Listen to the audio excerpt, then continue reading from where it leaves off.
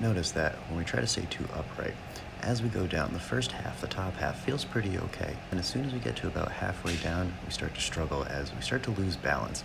This is because the whole body in the center of mass is shifting forward onto the toes. And so we lose that three-way pressure on the foot, that really even pressure that we like.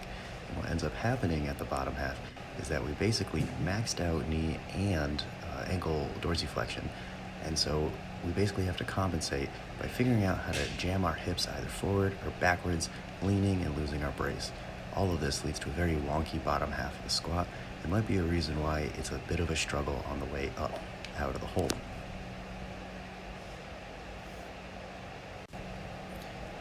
The first type of hinging pattern for the squat is going to be hinging before you start to descend. So you'll actually see this in a lot of elite and intermediate level lifters where they actually push the hips back, find their stability in their foot pressure, and then only do they start breaking at the knees and the hips.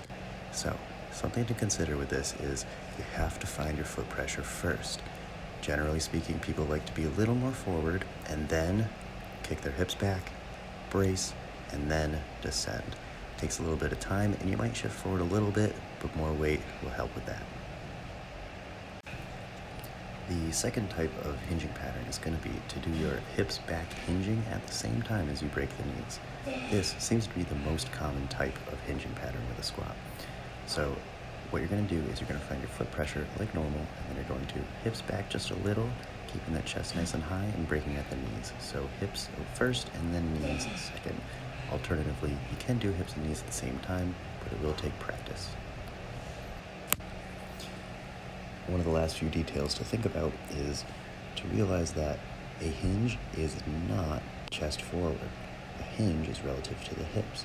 So if your chest is collapsing faster than your hips are going back and you're losing that rib-pelvic relationship, you know you're not in the right spot.